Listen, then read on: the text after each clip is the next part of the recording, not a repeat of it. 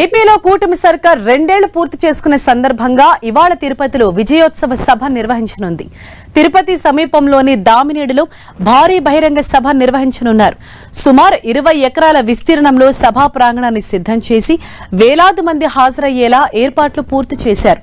ఈ సభకు CM Chandrababu, deputy CM Pawan Kalyan, AP BJP chief Madhav తో పాటు కూటమి పార్టీలకు చెందిన పలువురు కీలక నేతలు హాజరు కానున్నారు. ఈ సభలో ప్రభుత్వ సంక్షేమ, అభివృద్ధి, సుపరిపాలన కార్యక్రమాలను ప్రజలకు వివరించనున్నారు. తొలుత రాష్ట్రంలోని 3 ప్రాంతాల్లో 3 సభలు నిర్వహించాలని భావించింది ప్రభుత్వం. ఈ నెల 9న తిరుపతిలో సంక్షేమంపై, 12న అమరావతిలో సుపరిపాలనపై, 15న విశాఖపట్నంలో అభివృద్ధిపై 3 వేర్వేరు సభలు నిర్వహించాలని ప్రభుత్వం నిర్ణయించింది. అయితే విశాఖపట్నం స్టీల్ ప్లాంట్లో జరిగిన ప్రమాదం నేపథ్యంలో తిరుపతి సభను వాయిదా వేసి అనంతరం అమరావతి, విశాఖపట్నం సభలను రద్దు చేశారు. 3 సభలకు బదులుగా తిరుపతిలోనే ఒకే భారీ విజయోత్సవ సభ నిర్వహించాలని సీఎం చంద్రబాబు నిర్ణయించారు. దీంతో తిరుపతిలో జరిగే ఈ బహిరంగ సభకు ప్రత్యేక ప్రాధాన్యం ఏర్పడింది. కూటమి ప్రభుత్వ 2 ఏళ్ల పాలనపై ప్రజలకు నివేదిక అందించేందుకు అమలు చేసిన సంక్షేమ పథకాలు, అభివృద్ధి కార్యక్రమాలు, మౌలిక సదుపాయాల కల్పన, పెట్టుబడుల ఆకర్షణ, పాలనాపరమైన సంస్కరణలను ప్రజలకు వివరించేలా సభా ప్రాంగణంలో 20 ప్రత్యేక స్టాల్స్ ఏర్పాటు చేస్తున్నారు. రైట్, ఈ సభకు సంబంధించి మరింత సమాచారాన్ని తిరుపతి నుంచి మా ప్రతినిధి మురళి మనకు అందిస్తారు. మురళి, ఏ సమయానికి ఈ సభ మొదలు కాబోతోంది? అలాగే ఈ సభ యొక్క ప్రత్యేకత ఏంటి? ఏ అంశాలను ఇవాళ ఈ సభా వేదికగా వివరించబోతున్నారు?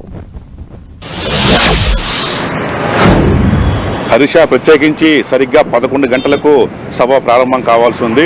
11 నుంచి 2 వరకు అంటే దాదాపు 3 గంటల పాటు సభ కొనసాగేలా ప్లాన్ చేశారు.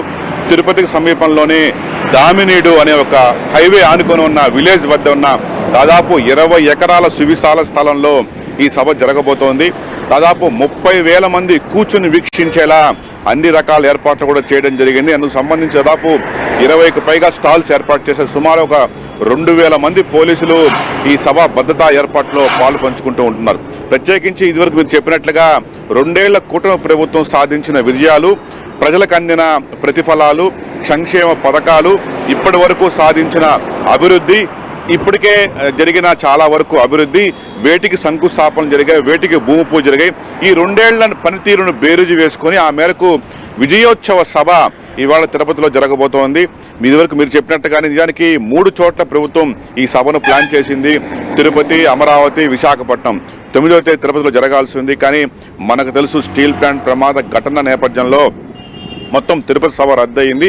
ఆ తర్వాత అమరావతి, విశాఖపట్నం 2 సభలు కూడా రద్దు చేసి తిరుపతిలో ఈవేళ అంటే 3 సభలు కలిపి ఒకే అంశంగా నమ్మకం, అభివృద్ధి, సంక్షేమం ఈ నినాదంతోనే ఇవాళ తిరుపతి సభ కొనసాగబోతుంది. మిగిలిన 2 చోట్ల సభలు కూడా రద్దాయి.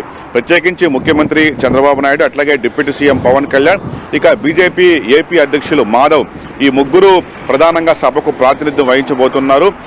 దాదాపు మొత్తం టోటల్గా మంత్రివర్గము, వివిధ జిల్లాల నుంచి పెద్ద ఎత్తున నాయకులు, కార్యకర్తలు పెద్ద ఎత్తున ఈ సభకు హాజరయ్యేలా భారీగా ఏర్పాట్లు చేశారు. ఇందుకు సంబంధించి అంటే ఇంతమంది వచ్చినా కూడా ఒక 5 మంది మాత్రమే సభలో మాట్లాడే అవకాశంలో ఉన్నట్టుగా తెలుస్తోంది. సీఎం, డిప్యూటీ సీఎం, అట్లాగే ఏపీ బీజేపీ చీఫ్ మాధవ్తో పాటు మంత్రి నారా లోకేష్, ఇక ఆర్థిక శాఖ మంత్రి పయ్యావుల కేశవ్, బహుశా ఈ 5 మందే మాట్లాడతారని ప్రస్తుతం మన సమాచారం. ఇదివరకు అయితే కేంద్ర మంత్రులు కూడా శ్రీనివాస్ వర్మ, ప్రహ్లాద్ జోషి వీరంతా కూడా 9వ తేదీ సభకైతే రావడానికి ప్లాన్ చేసుకుని తిరుపతి కూడా చేరుకున్నారు ఈవెన్ వాళ్ళు. కానీ సభ రద్దవడంతో వాళ్ళంతా కూడా వెనుదిరిగారు. కాబట్టి కేంద్ర మంత్రులు ఎవరు వస్తారనే విషయం ఇంకా క్లారిటీ లేదు. ఏవైనా ప్రధానంగా 3 పార్టీలు, ఈ 3 పార్టీలు కూటమిగా జతకట్టి 2 ఏళ్లలో ఈ ప్రభుత్వం సాధించిన విజయాలు, కూటమి ప్రభుత్వం దక్కిన చేపట్టిన అభివృద్ధి కార్యక్రమాలంతా కూడా ఈ 3 నాయకులు కూడా ఇవాళ సభ ద్వారా ఏపీ ప్రజలకు పూర్తిగా వివరించే ప్రయత్నం చేయబోతున్నారు. వచ్చే 3 ఏళ్లలో ప్రభుత్వ లక్ష్యాలేంటి, ఏ అంశం మీద పూర్తిగా దృష్టి సారించబోతున్నాం అన్న అంశాలను కూడా ఇదే సభ వేదిక ద్వారా రాష్ట్ర ప్రజలకు ఈ 3 పార్టీల ముఖ్య నేతలు చాలా స్పష్టం చేసే అవకాశం ఉంది. మొత్తంగా పార్టీ క్యాడర్ మాత్రం చాలా సీరియస్గా తీసుకున్నారు. స్వయంగా జిల్లా ఇన్ఛార్జ్ మంత్రి అనగాని సత్యప్రసాద్ అయితే వారం రోజులుగా ఇక్కడే ఉన్నారు. ఆయన మొత్తం అన్ని అన్ని ఏర్పాట్లు కూడా అన్ని తానే ఉండి పర్యవేక్షిస్తున్నారు. ప్రత్యేకించి ఈ చంద్రగిరి కాన్స్టిట్యున్సీ సభ జరగబోతుంది. స్థానిక ఎమ్మెల్యే పులివర్తి నాని దగ్గరుండి ఆయన కూడా ఏర్పాట్లు చేస్తున్నారు. దాదాపు అన్ని పార్టీలకు చెందిన నేతలు, ఉమ్మడి జిల్లాకు చెందిన నేతలంతా కూడా ఇప్పటికే తిరుపతిలో మకాం వేశారు. సరిగ్గా 10 నుంచి 10:30 గంటల ప్రాంతంలో AP CM Chandrababu Naidu, deputy CM Pawan Kalyan, Madhav ముగ్గురు కూడా తిరుపతి విమానాశ్రయం చేరుకునే అవకాశం ఉంది. విమానాశ్రయం నుంచి నేరుగా వారు సభాస్థలికి రాబోతారు. విమానాశ్రయానికి చాలా సమీప దూరంలోనే ఈ సభ కొనసాగబోతోంది. కాబట్టి ఆ ముగ్గురు నేతలు కూడా విడివిడిగా వచ్చి నేరుగా సమావేశ మందిరానికి బహిరంగ సభకు రాబోతున్నారు.